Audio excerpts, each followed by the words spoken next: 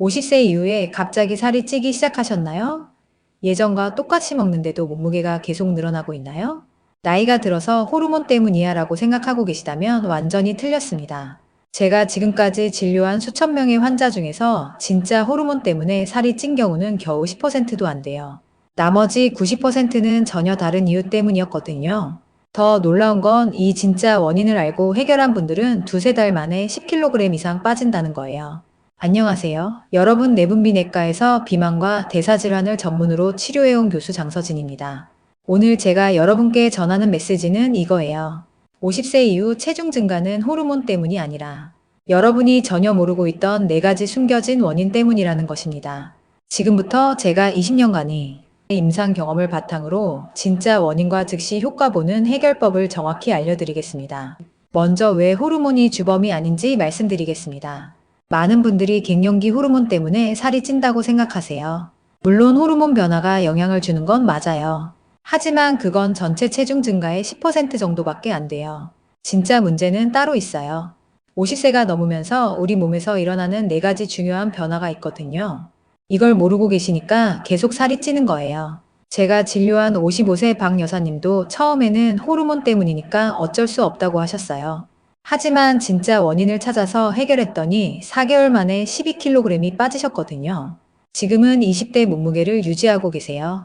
내가 왜 그동안 호르몬 탓만 했을까 하고 후회하시더라고요. 첫 번째 진짜 원인은 근육량 감소예요. 50세가 넘으면 매년 근육이 1%씩 사라져요. 근육은 우리 몸에서 가장 많은 칼로리를 소모하는 조직이거든요. 근육 1kg이 사라지면 하루에 50칼로리씩 덜 태워요. 1년이면 1만 8천 칼로리예요. 이게 지방 2kg 반에 해당하는 양이거든요. 그러니까 근육이 3kg 줄어들면 자동으로 지방이 7kg 이상 늘어나는 거예요. 아무것도 안 해도 말이에요. 더 무서운 건 이 과정을 본인이 전혀 모른다는 거예요. 체중계 숫자는 그대로일 수 있거든요. 근육은 줄고 지방은 늘어나니까 몸무게는 비슷하지만 몸매는 완전히 달라져요. 57세 이 선생님은 몸무게는 5년 전과 똑같았는데 배만 나오고 팔다리는 가늘어졌다고 오셨어요. 검사해보니까 근육량이 6kg이나 줄어 있었거든요. 근력 운동을 시작하고 단백질 섭취를 늘렸더니 6개월 만에 근육이 회복되면서 몸매가 완전히 달라지셨어요. 두 번째는 기초대사율 저하예요. 나이가 들면서 갑상선 기능이 조금씩 떨어져요. 정상 범위 아니지만 예전보다는 느려지는 거죠. 그러면 몸 전체의 대사가 느려져요. 또 자율신경계도 변해요. 교감신경 활동이 줄어들면서 지방분해 능력이 떨어지거든요. 이런 변화들이 쌓이면 같은 양을 먹어도 살이 더 잘 찌게 돼요. 53세 최 아줌마는 20년 전과 똑같이 먹는데 왜 살이 찔까 하고 오셨어요. 검사해보니까 기초대사율이 정상보다 300칼로리나 낮았거든요. 하루에 300칼로리면 한 달에 9,000칼로리예요. 지방 1kg이 조금 넘는 양이죠. 대사를 높이는 운동과 식단 조절을 했더니 3개월 만에 기초대사율이 정상으로 돌아오고 체중도 8kg이 빠졌어요. 세 번째는 인슐린 저항성이에요. 나이가 들면서 근육과 간에서 인슐린에 대한 반응이 둔해져요. 그러면 같은 양의 탄수화물을 먹어도 혈당이 더 오래 높게 유지되고 그만큼 지방으로 저장되는 양이 늘어나요. 특히 내장 지방이 늘어나면서 복부 비만이 심해지죠. 61세의 김할아버지는 배만 볼록 나온다고 오셨어요. 팔다리는 오히려 가늘어졌는데 배둘레만 계속 늘어난다고 하시더라고요. 검사해보니까 인슐린 저항성이 심했어요. 아직 당뇨병까지는 아니었지만 전 단계였거든요. 저탄수화물 식단과 간헐적 단식을 했더니 5달 만에 인슐린 저항성이 개선되고 복부 지방이 8cm나 줄어들었어요. 네 번째는 장내 미생물 균형의 변화예요. 나이가 들면서 장내 유익균은 줄어들고 유해균은 늘어나요. 특히 지방을 만드는 균들이 증가하면서 같은 음식을 먹어도 더 많은 칼로리를 흡수하게 되죠. 또 장 건강이 나빠지면서 염증이 증가해요. 만성 염증은 지방 연소를 방해하고 지방 저장을 촉진시켜요. 59세 윤 여사님은 변비도 심하고 배도 자꾸 나온다고 오셨어요. 장내 미생물 검사를 해보니까 유익균이 정상의 30%밖에 안 됐거든요. 프로바이오틱스 섭취와 식이섬유 늘리기, 발효식품 먹기를 했더니 2달 만에 장 건강이 개선되면서 체중이 6kg 줄어들었어요. 이제 이 4가지 원인을 해결하는 즉시 적용 가능한 방법들을 알려드릴게요. 첫 번째, 근육량 회복 비법이에요. 주 3회 이상 근력 운동을 하세요. 헬스장에 갈 필요 없어요. 집에서 스쿼트, 팔굽혀펴기, 플랭크만 해도 충분해요. 단백질 섭취를 늘리세요. 체중 1kg당 1.2g 이상 드시면 돼요. 60kg이면 하루에 72g 정도예요. 특히 운동 후 30분 내에 단백질을 섭취하면 근육 합성이 최대가 돼요. 두 번째, 대사율 높이는 방법이에요. 고강도 인터벌 운동을 주 2회 이상 하세요. 30초 빨리 걷고 90초 천천히 걷기를 10회 반복하는 식으로 하면 돼요. 찬물 샤워를 하세요. 하루에 2, 3분만 찬물로 샤워해도 갈색 지방을 활성화시켜서 대사율이 높아져요. 녹차나 커피를 마시세요. 카페인과 카테킨이 대사를 촉진시켜요. 세 번째, 인슐린 저항성 개선법이에요. 간헐적 단식을 해보세요. 하루에 16시간 금식하고 8시간 동안만 먹는 식으로 하면 인슐린 감수성이 개선돼요. 정제 탄수화물을 줄이고 복합 탄수화물을 드세요.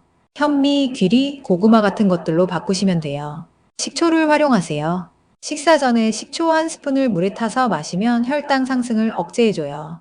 네 번째, 장내 미생물 개선법이에요. 발효식품을 매일 드세요. 김치, 된장, 요구르트 같은 것들이 좋아요. 식이섬유를 하루에 30g 이상 드세요. 야채, 과일, 통곡물에 많이 들어있어요. 프리바이오틱스도 함께 섭취하세요. 양파, 마늘, 바나나, 아스파라거스 같은 것들이에요. 제가 치료한 실제 성공 사례들을 더 자세히 말씀드리겠습니다. 54세 서 과장님은 회사 건강검진에서 복부 비만이라는 진단을 받고 오셨어요. 허리 둘레가 95cm였거든요. 근력 운동과 간헐적 단식을 병행했더니 4개월 만에 허리 둘레가 83cm까지 줄어들었어요. 체중도 13kg이 빠지셨고요. 20대 때보다 몸이 더 좋아졌다고 하시더라고요.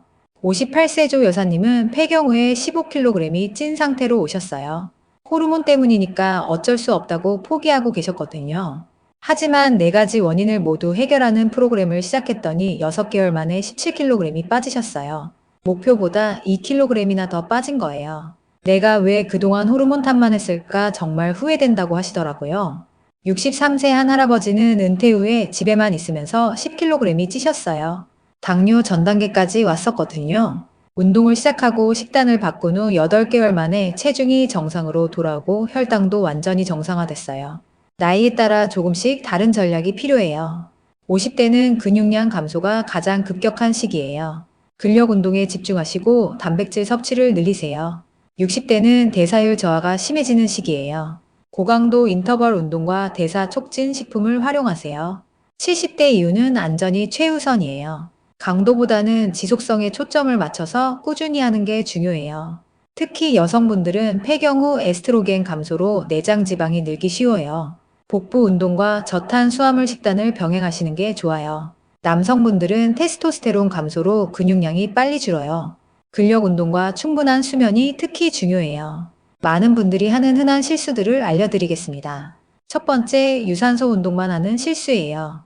유산소만 하면 근육도 함께 빠져서 오히려 대사율이 떨어질 수 있어요. 두 번째, 너무 적게 먹는 실수예요. 극단적인 식단은 근육량을 더 빨리 감소시켜요. 세 번째, 단백질 섭취를 소홀히 하는 실수예요. 나이가 들수록 단백질이 더 중요한데 오히려 적게 드시는 분들이 많아요. 네 번째, 일주일에 한두 번만 운동하는 실수예요. 근력 운동은 최소 주 3회는 해야 효과가 있어요. 다섯 번째, 수면을 소홀히 하는 실수예요. 잠이 부족하면 호르몬 불균형으로 살이 더 잘 쪄요. 바로 오늘부터 적용할 수 있는 즉효성 팁들을 알려드리겠습니다. 첫 번째, 물을 식사 30분 전에 마시세요. 포만감을 높여서 자연스럽게 식사량이 줄어들어요. 두 번째, 식사할 때 단백질부터 먼저 드세요. 혈당 상승을 억제하고 포만감을 높여줘요. 세 번째, 계단을 이용하세요. 엘리베이터 대신 계단을 사용하는 것만으로도 하루에 100칼로리는 더 소모할 수 있어요. 네 번째, 잠자기 3시간 전에는 음식을 드시지 마세요. 수면 중 성장 호르몬 분비가 좋아져서 지방 연소가 활발해져요. 다섯 번째, 스트레스를 줄이세요. 스트레스 호르몬인 코르티솔이 복부 지방을 늘리거든요. 언제 전문의와 상담해야 할까? 이런 경우에는 전문의와 상담 받으세요. 첫 번째, 노력해도 3개월 이상 체중 변화가 없을 때예요. 다른 원인이 있을 수 있어요. 두 번째, 갑자기 단기간에 체중이 많이 늘었을 때예요. 한 달에 3kg 이상 늘면 검사 받아보세요. 세 번째, 다른 증상이 함께 나타날 때예요. 극심한 피로, 부종, 열감 같은 증상이 있으면 갑상선이나 다른 질환을 의심해 봐야 해요. 네 번째, 기존 질환이 있으실 때예요.